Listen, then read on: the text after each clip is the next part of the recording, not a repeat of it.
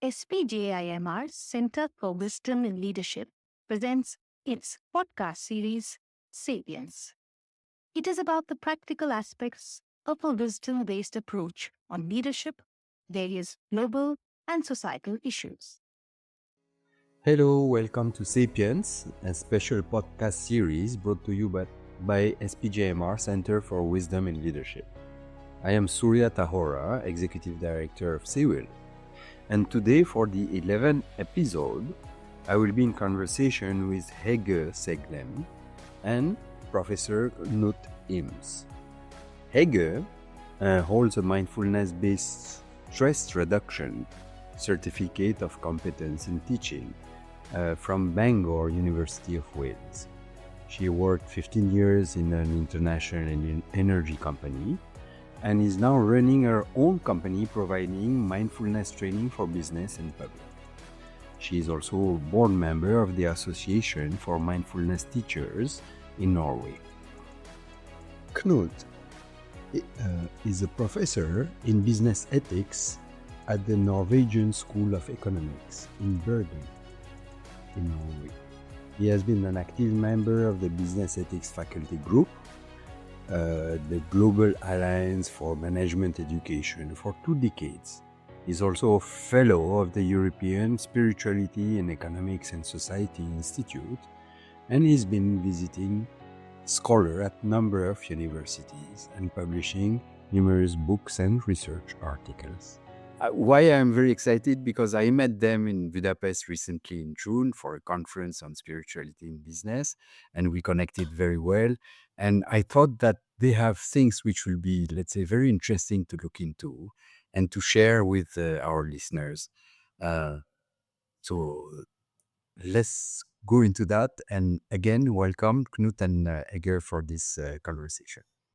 And so, Hege, when I read your profile, I was very curious about how you shifted from your background in economics, because this was your first background education, and then you shifted to mindfulness training and more, let's say, corporate roles. So, how did that happen? I mean, I always had that kind of question in the beginning, so that our listeners can see and get a glimpse about what is the why of your life and how it has shifted in that direction. Yeah.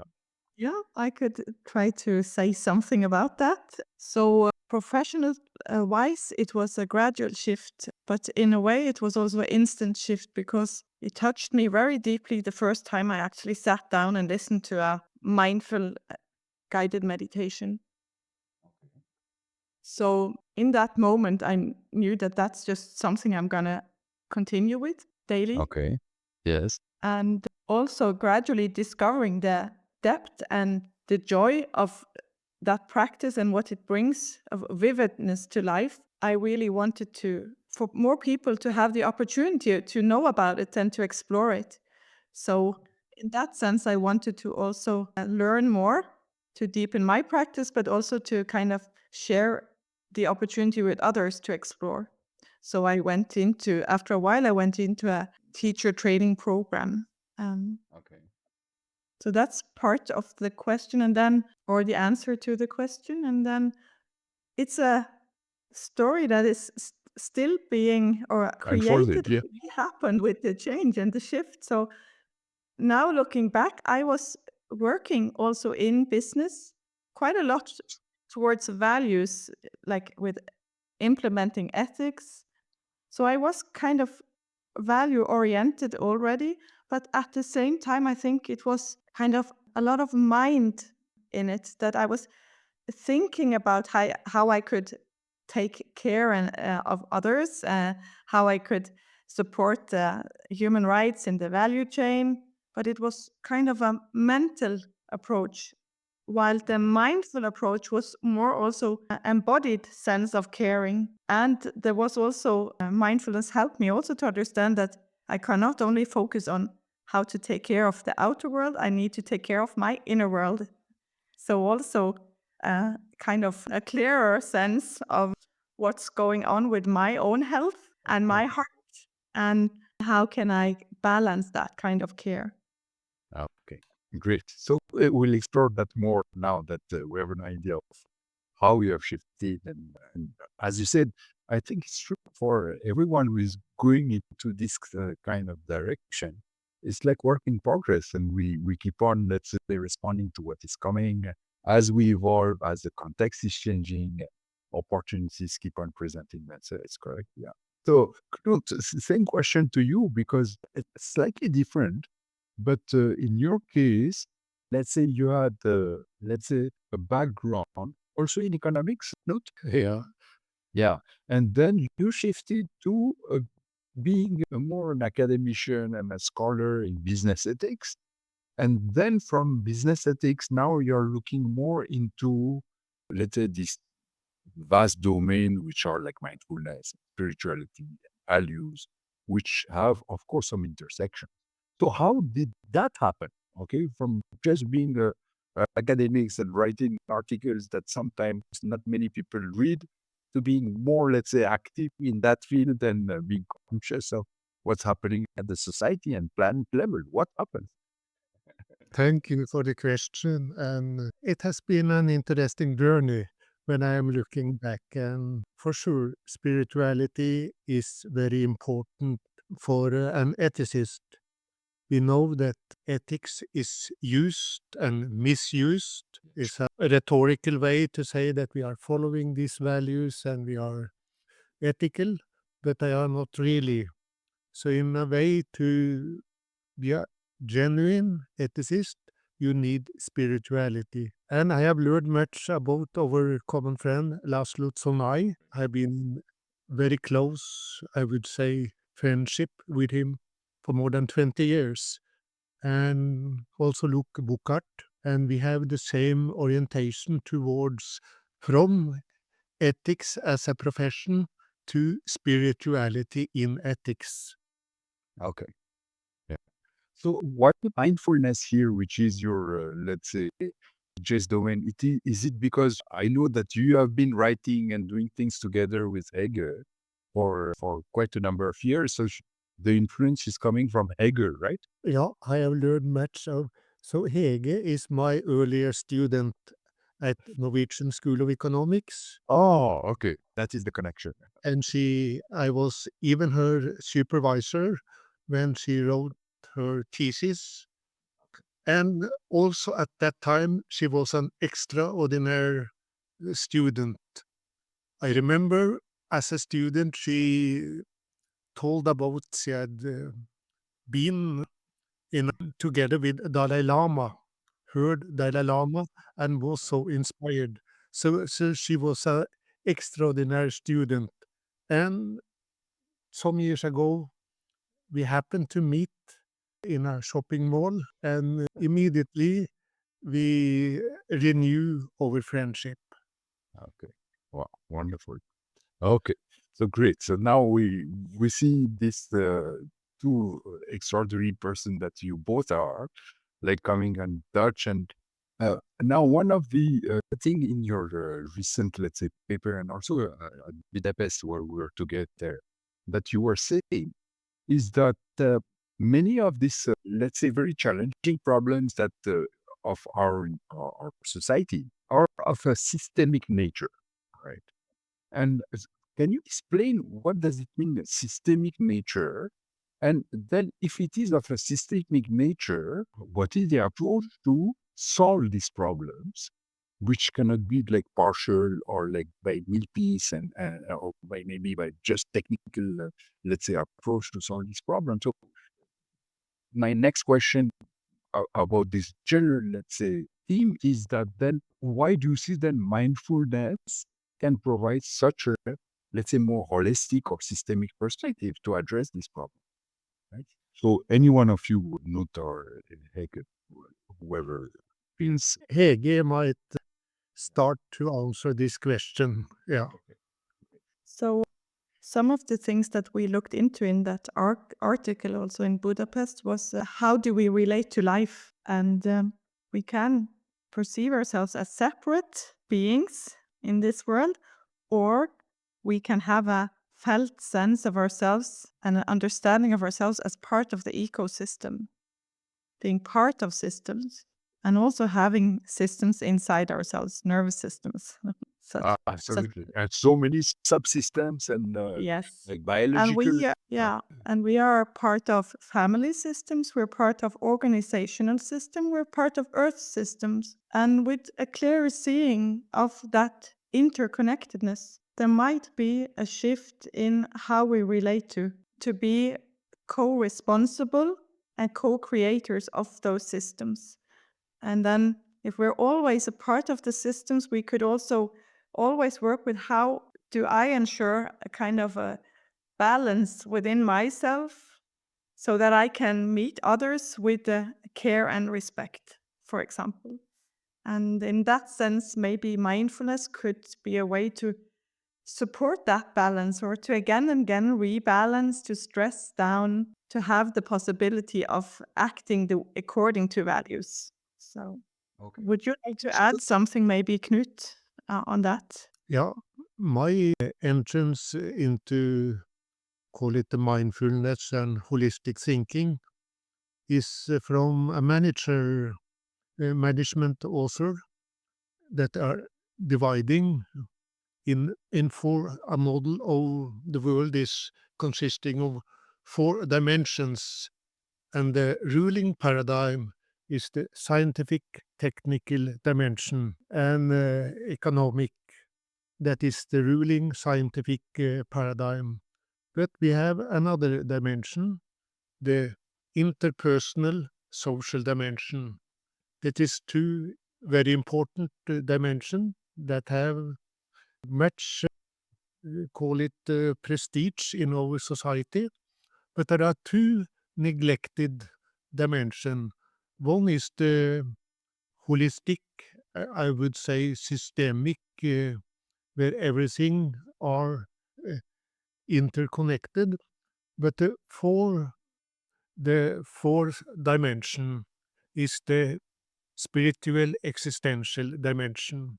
And this dimension is completely ignored in management books. And that's our problem, because we think that the spiritual existential dimension is the most important part in life, but it has been neglected in our Western oriented view, and also then in the management books that are a reflex of this, call it modern society, modern Western society. Okay. Yeah. So that's quite interesting to look at it this way, which is there are problems that can be just technical or which can be solved by a scientific approach and so on. There are other problems which are social and so on. But overall, addressing this problem just at this level will not sit at, let's say, deeply enough. So it can be a quick fix or patch. But what you are saying is that we need also to include a more systemic approach to solving. Is it valid to all problems, or there still remain some pure technical problems? Yeah, that's so. Remember that. Audio also? Oh, God. I cannot if you can hear us. I don't know. Yeah, I hear. You can hear? Yeah. Video is not a problem. Video is not a problem, but the audio is not. Once more, please. What would you like me to do? Yeah. Ska vi se här. That some things need to be solved technically. It's problem that we are living the dream that the technology is perfect, and that is very dangerous. Technology is also very dangerous in a way. A high-tech life. So what do we do now, Rasha? We can start again or what? Oh, yeah. Okay. Okay. Yeah. Okay. So restarting again. So the question that we can, let's say, ask ourselves, and maybe legitimately, is that in addressing a challenge, we have to identify at what level this challenge is. Is it just a technical problem, and which can be solved as it is, or is it like really so complex that it needs a deeper and more systemic approach, right? So it seems to me that it's important to make the distinction between the two. So what do you think about this? Yeah. We are living in a technological age, and that is the age of know-how. In a way, technology has been so powerful that it has also disastrous impact on the world, and we are able to build atomic nuclear energy, atomic bombs, but also we are able to build electric cars. So this technology is a two-edged sword. So we have, and that's our philosophy, need to question the use, and also which of these things should we make, because the Homo faber, man the maker, has dominated our culture, but the ethical thinking, reflection, the know why has been in a way under-evaluated. So we have to have a new balance between know why and know how. We have to ask more and more, why do we have this very technological, complicated technology? We need well-being. That's well-being not only for humans, but for the earth. And how could we reach this? Could we reach this, call it the well-being in society and the well-being for earth, with less use of technology? And that's why also mindfulness is coming into life. We could, in a way, distinguish between great and big. The great is living a simple life with rich, a rich, simple life. Simple in means, but rich in thinking. So the inner worlds and the perception of the reality should be different. We should not, in a way, be so impressed by new technological things. And as you said, Surai, think that everything could be a quick fix. We should really think more about the impact of our actions for the future before we are, in a way, making things. Is it good for the well-being of the earth or not? Okay. So this is interesting, this how you formulate it, because you are saying, we need to shift or maybe complement, I would argue here, between asking the question, know how to do things, okay, and know why we are doing these things and for what purpose and for what, let's say, end that we have in mind. So within this context, maybe Hege can help us look at this. See this, when you ask why question to these leaders in organization, okay? Maybe because this is one critique or one question that I've myself faced when I was dialoguing with them, is that, hey, come on. First of all, your why question, it's like too existential and too moral and so on. You know how business is, right? One, I have no time to do that, okay? And if I spend time reflecting like deeply upon all these why questions, I mean, it might be totally paralyzing for me. After all, my orientation is to make things happen and get things done, right? And by excessive introspection and reflection, I will not be able to deliver and do anything. What do you think about this? I mean, very well-known ethic critic that I'm sure you have faced as well. Yeah. Yeah. So there might be a risk with stopping and asking questions, that it influences the way we're normally doing business and running our lives. And it might also be an upside risk with it, that we bring more meaning Okay. and into the way we work. So an example could be that coming in with an intention in a meeting to also listen to the other participants, to bring in some curiosity, that could be an intention, an attitude. And that could also affect the result of the meeting. Or it could be a more like a habitual way that I'm just going to get my perspective through, and then we're going to move on quickly. And then we might lose some of the perspectives. I'm not saying it's either or, but maybe, for example, strengthening an intention to listen could affect the process. It could become a more holistic process in some ways. So that's maybe a kind of a smaller intention, and then there can be bigger intentions of what matters the most in my life, or how does this organization contribute to the well-being of employees and all other life that we're affecting on Earth. And I'm also wondering, can we afford not to ask the questions? Seeing the direction of how it's going with the climate, for example, can we just continue running and ensuring even more profit for the shareholders, or do we really need to make some kind of shift? And maybe no one knows how we're going to make it, but it doesn't seem to work the way we're doing business nowadays together.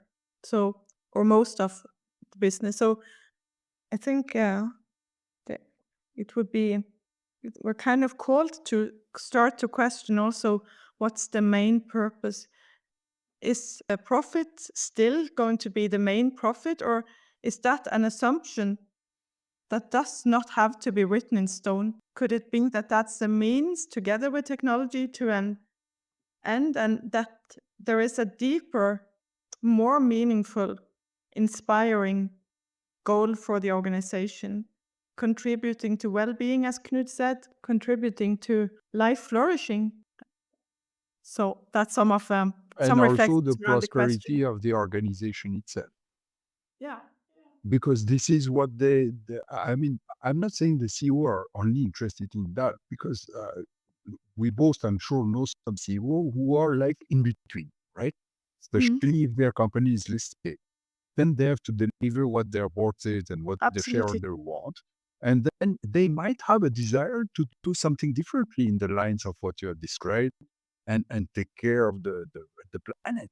But then in the process, I mean, they are sandwiched between these two conflicting and paradoxical demands. They are conflicted inside between, hey, what do I do now? Because if I take this risk that you're saying, don't I risk my career within this organization by taking this organization to another kind of direction that what was the habitual way of doing business, right? Yeah. So is it something that you have seen in your dialogues with the CEOs and leaders? Well, I think it's good that you also address the dilemmas and that they belong to. So it's more it's not to get rid of the dilemmas, but to meet them. And I think that's also what mindfulness can do, is to kind of train us, or to refine our capacities to give spaces for that vulnerability that lies with dealing with dilemmas. It's not easy. And we can create spaces in ourselves, but also maybe finding some spaces together with other leaders, or in teams, to address the dilemmas that we're facing. So yeah. Okay, great. I see very well that this an approach of this mindfulness. It's like a wise approach. It's not just, see, one of the critique of mindfulness is also that mindfulness has been so much instrumentalized. And it's like everywhere, and everybody does some body scan and some watching breathing. But behind that, the intention of even organization who adopt this approach is just to make people be more adapted to a toxic environment, or be more efficient in selling, or be more, let's say, productive by being calmer and so on, maybe, or more centered. But really speaking, the intention is not to go let's say, at another level of shift, right? Both of the person and the organization, right? So one of the critique is that if you approach mindfulness just as an instrument for enhancing your productivity of your people, then it will just make them adaptive to a toxic culture which will in turn, of course, produce some effect on the society as a whole and disrupt the whole harmony and the balance of the system. So I'm very glad that you're saying, no, it's not about this. We're looking at something which is much deeper here. No, what is it? Is it true to consider that even within mindfulness, there will be several streams in the way organizations adopt this mindfulness approach? Yeah, I think it's maybe come from different places with different intentions and understanding of what mindfulness can do. And then there are the experiences of what mindfulness does. So, and there is research and there is also experience that mindfulness can change the way we relate to life. So it's deep in that way. It can turn into a way of living and perceiving life.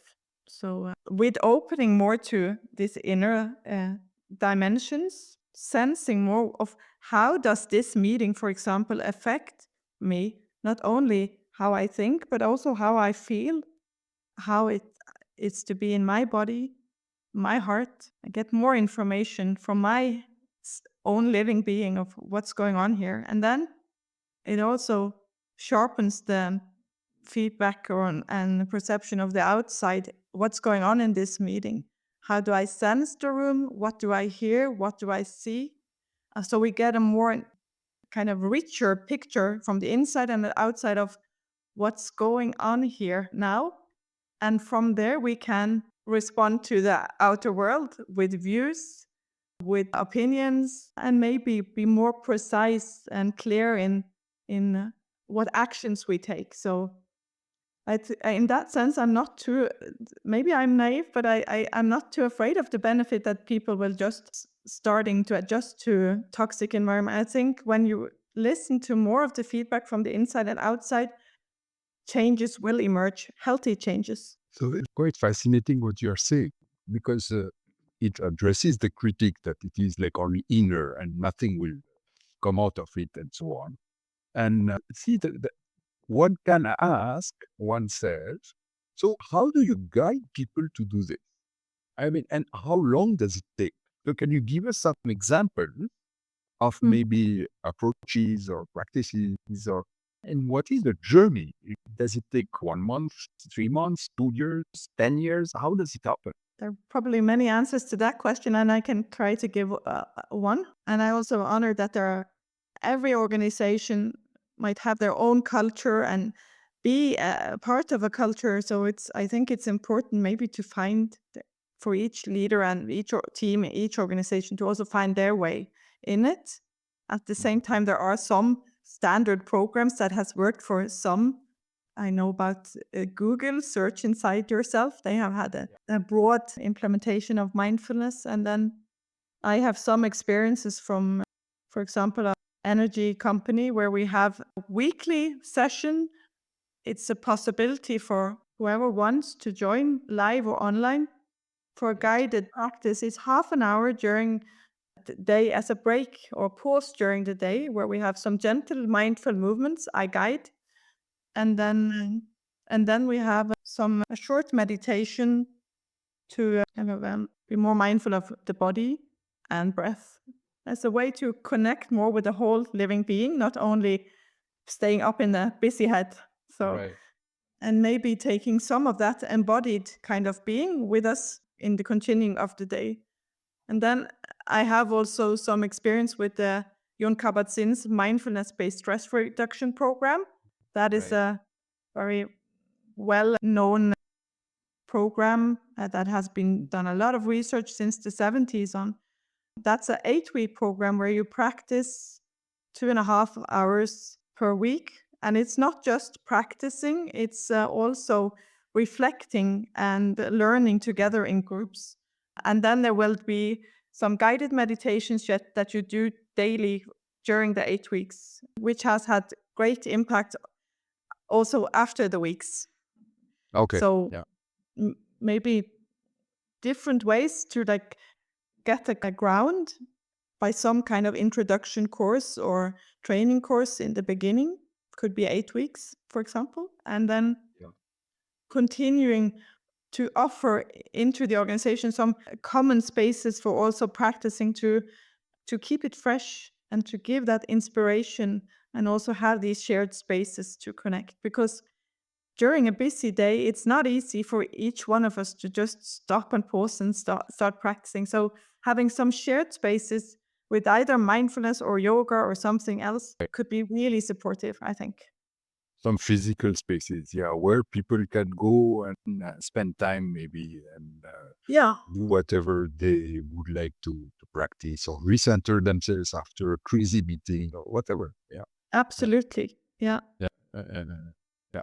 Actually, another critique of mindfulness that maybe you would be sensitive to is that, okay, yes, you will be more aware of what is happening and so on, but it is missing this depth in kind of existential question or more spiritual question about something which is deeper than just being aware of what is happening, and even ethics. I mean, in many, not all, but in many form of mindfulness which are being commercialized and made popular, for example, the dimension of compassion is missing, where it was in the heart of where mindfulness comes from, which is all this Indian wisdom and spiritual tradition. So, how do you see this kind of? Is it like something which is missing, or it is like evolving into a more complete form, reintegrating ethics, spirituality is necessary even in organization, or it is a gradual approach. First, we start by something more simple, and then slowly, as people evolve and mature, then we bring other elements. How do you see that note? Yeah. In my teaching, I started using role plays for 30 years ago in order to stimulate the empathy, sensitivity with the students. So, students in economics, they are, in a way, during the study, more and more learning about the assumptions. They should be self-interested as individuals to, in a way, to be rational. So, in a way, I built and used role plays where the students should work in core groups, learn to know each other, be friends with each other, and also play role play. They should write it themselves. It should be about, call it ethical dilemmas, Okay. and they had to behave like, call it other figures. And some of them, they did like, call it the figure that they gestalted. It gave them different perspectives, call it homo economicus characters. So, in a way, it affected their feelings, their sentiments in a deep way. So, the feedback from the students said that these role plays are really doing something very serious with us. We are starting to reflect upon many things. So, that was my way to try to integrate a more, call it deep, call it spiritual way of life into these young students in economics. Okay, great. Yeah. Hege, you have some experiences also, maybe with your consulting and training organization about going to these kind of not just role plays, but going into maybe deeper levels of, say, making them aware, more value driven, based and ethical, compassionate individual, not just this person who is able to be centered, but also now use this mind, which is open and mature and let's say open to inquire and maybe with much more nuance than before. So any experiments you have done in your experience? Well, maybe what comes to mind based on my experience is from the mindfulness-based stress reduction program. Okay. When I've been holding those in its groups, it's first maybe to connect with yourself, the inner, and then when being more connected with body, breath, heart, with the insight, there is already an alertness to be more, maybe, also alert and awake to the outside. So when we have had the guided meditation, there will normally be a sharing in the group, and then the participants are encouraged to just the attitude that we already practiced during the meditation, to bring that into how they listen, listening non-judgmentally, listening without commenting, listening with openness, curiosity. So we practice that with our inner systems, and then we practice that relationally. It's a quality in how to listen. Also, maybe sharing from a deeper place, more authentic. And what the experience is that there might be more of a sense of connectedness in the group as well, that we're in this together. We might have different experiences, opinions, yet there is some kind of shared humanity in it. Wow. And a respect, I think. So the inquiry and the exchange is kind of experiencing some of the fruits or deepening of the mindfulness practice, which I find beautiful. Absolutely, it's beautiful. Yeah. Okay. So great. Now I would like to shift to another theme, which for me is quite interesting, which is both of you are so in Norway, and Norway has its own history and culture, and it which is heavily, let's say, rooted in what you describe as this ethic. The work ethic of Norwegian, a majority, maybe it's changing, you will tell us, is rooted in this ethos. And so I wanted to ask you, is the insights that you gain from both your experiences here, this question is for any of you or both of you, how are these insights, are they culturally just, let's say, sensitive, or do you think that the insights can be transposed to another culture, another European culture like France or Italy, or even to US, where it's fast-paced and competitive and so on, and which is also the case in India, with the growth of the Indian economy also is extremely, let's say, fast and competitive, and people are burning out.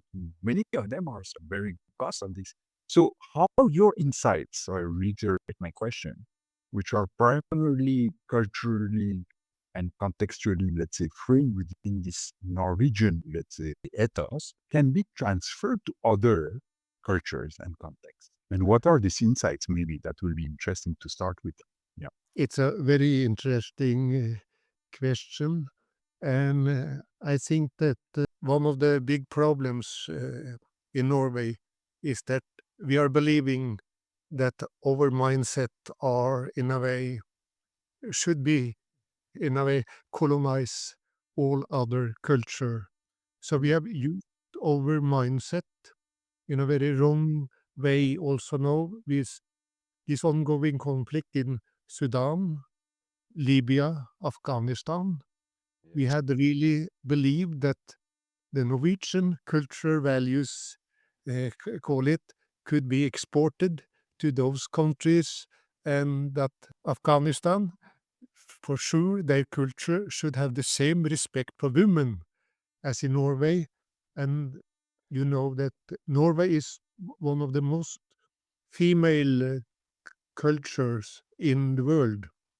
So we have female, call it dominance in politics, for example. So our mindset has absolutely been thought to universalize all over the world. Why are you not thinking like us Norwegians? That's true. So that's But what is this? I mean, Protestant-based ethos and so on. It's what committed and not afraid of working hard. We have that also in India, right? For example, right? Maybe not in some other European countries. What are the other elements that are you are so proud of and you would like to export to the countries? What are the other parts? We have so seen women. Yeah. the spirit of capitalism and the Yes. spirit of the Lutheran Protestant ethics is the same. Okay. You should work hard in life and you will be rewarded in the heaven. So you should always try to maximize, not relax. And it is the same system, the capitalistic system, fitted very well into this, because this is also about maximizing individual wealth. Not, and if we are posing now this why question, why are they not thinking about sufficiency? Why are they only maximizing, call it their fortune, their investment?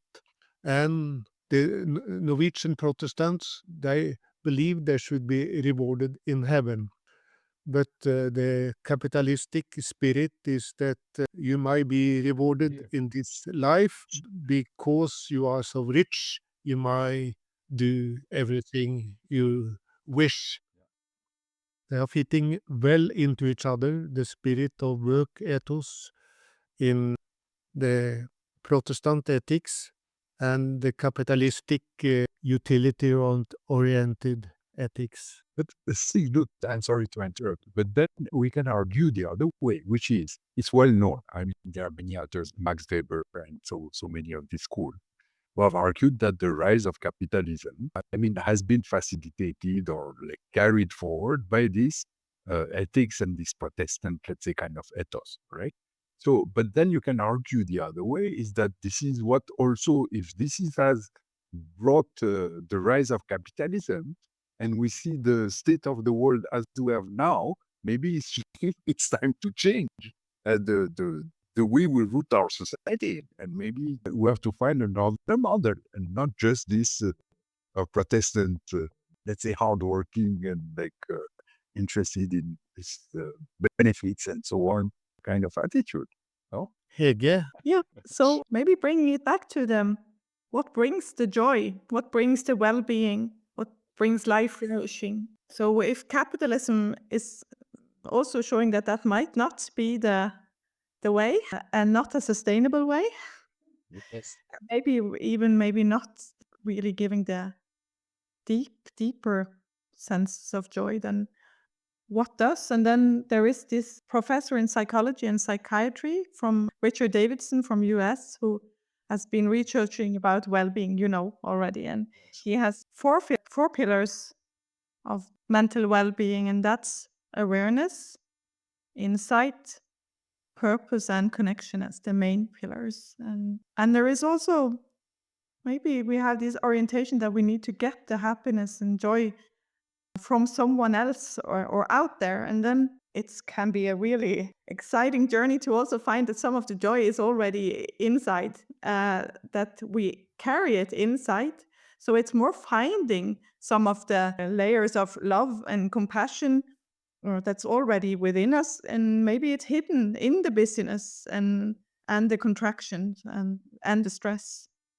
So at least it could be a journey that could be worth exploring, maybe. Okay, great. Yeah.